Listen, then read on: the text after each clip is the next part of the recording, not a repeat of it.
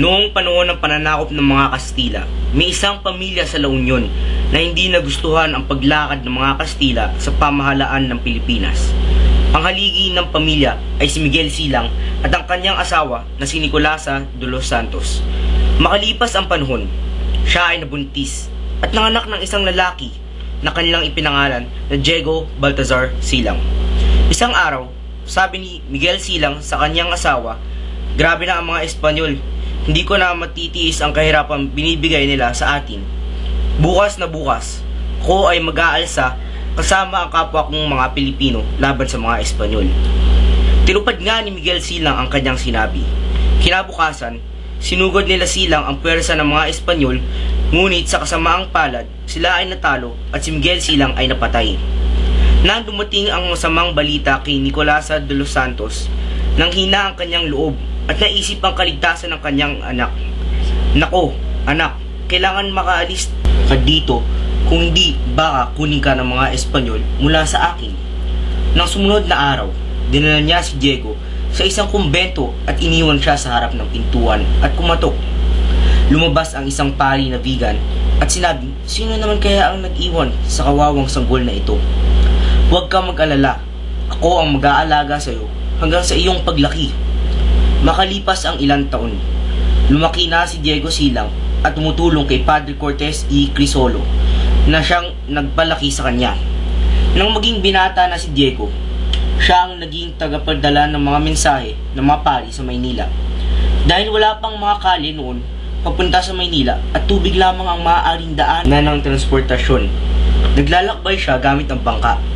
Ngunit isang araw, habang naglalakbay sa isang bangka, ito ay nasira at karamihan sa mga pasahero nito ay nalunod.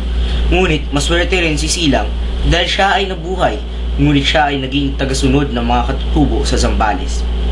Makalipas ang ilang taon, siya ay pinalaya dahil sa ransom na ibinigay ng isang misyonaryong Rekolekto. Pinagpatuloy lang niya ang pagdadala ng mensahe at dahil dito, natuto rin siyang magsalita ng Espanyol dahil sa mga kanyang nakasalamuha. Nang makabalik siya sa Ilocos, may nakilala siyang isang babae na nagngangalang Maria Josefa Gabriela. Sa unang beses pa lang ng pagkakakilala nila, sinabi ni Diego, "Sa unang tingin ko pa lang sa iyo, alam ko nang ikaw ang tinitibok ng aking puso." Sagot naman ni Maria, "At tagal ko nang hinihintay ang pagtapat mo sa akin. At ngayon, alam ko nang mahal mo talaga ako." Makalipas ang ilang taon, sila ay ikinasal at naging mag-asawa. Habang inihintay naman ni Silang ang pagbalik ng galyong Pilipino, kanyang nasaksihan ang pagpasok ng armadang Briton at sinabi, "Amin na ang inyong lungsod." Ngunit sumugot kaagad ang mga Espanyol, Hindi namin ibibigay sa inyo." At ang bunga nito ay matinding panganganyon. Pagkatapos ng pangyayaring ito, pumunta siya sa Pangasinan at nalaman niya na kaya rin na masaktan ang mga Kastila at nagplanong mag-alsa laban sa kanila. Dito sa Pangasinan, nakasunduan sila ng kanyang kamag-anak na si Lopez at dumiretso sa Vigan upang simulan ang pag-alsa.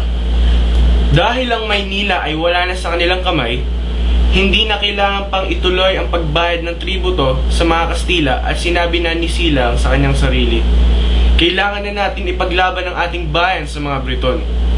Nagsimula nga ang pag-aalsa sa maraming lugar katulad ng Pangasinan, Cagayan, Laguna at Batangas. Siya ay kinilala bilang pinunong ng mga Ilocano. Si Simon de Anda naman, ang maestrado ng audiensya, ay nagtangkang ipanatili ang puwersa ng Espanya sa labas ng Maynila. Habang linalabanan niya ang mga Briton at rebelde kasama ang mga taga-suporta, nahuli si Diego Silang at siya ay nabilanggo. Ngunit tinulungan siya ni Padre Milan kaya nakalabas siya ng presinto at sinabi, "Ngayon, idodoble ko na ang aking mga revolusyonaryong gawain para sa aking mga magulang." Ang mga tao ay nagising at nasurpresa at ipinagpatuloy niya ang pag-alsa kasama ang iba at ang Panginoon.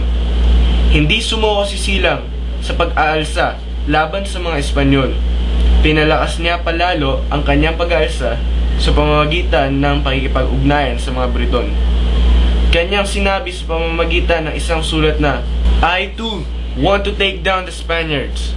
I am sick and tired of all the pain and suffering they have given me and my fellow Filipinos. I want to give my fellow men new hope and a new life.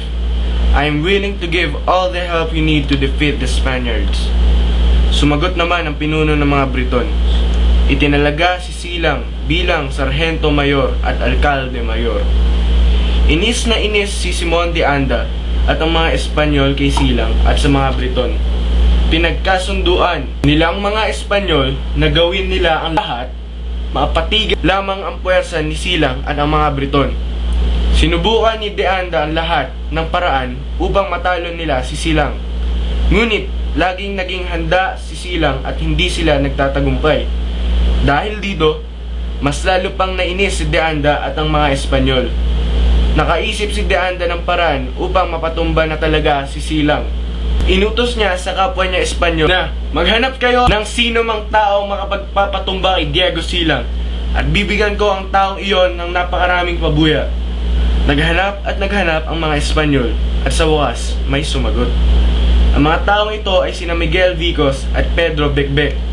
Nagkataon pa lang kaibigan ni Diego Silang. Noong Mayo 28, 1963, itinakda nila ang kanilang pagpatay kay Silang.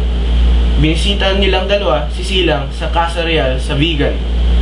Mainit silang tinanggap ni Diego at sinabing, "Mga kaibigan, kumusta na kayo? Pakatagal na tayong hindi nagkikita."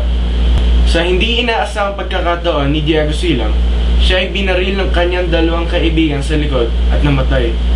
Ipinagpatuloy pa rin ni Gabriela Silang ang pag-aalsa laban sa mga Espanyol dahil sa pagmamahal niya kay Diego.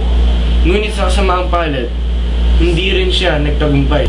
Dahil sa lakas ng mga Espanyol, kahit na ang inaasam ni Diego na tagumpay ay hindi nangyari. Ang mahalaga ay lumaban siya para sa tunay niyang pinaniniwalaan, ang kalayaan ng Pilipinas. Halatang pinakita niya sa ating lahat at naging inspirasyon ng totoong bayaning nagmamahal sa bayan.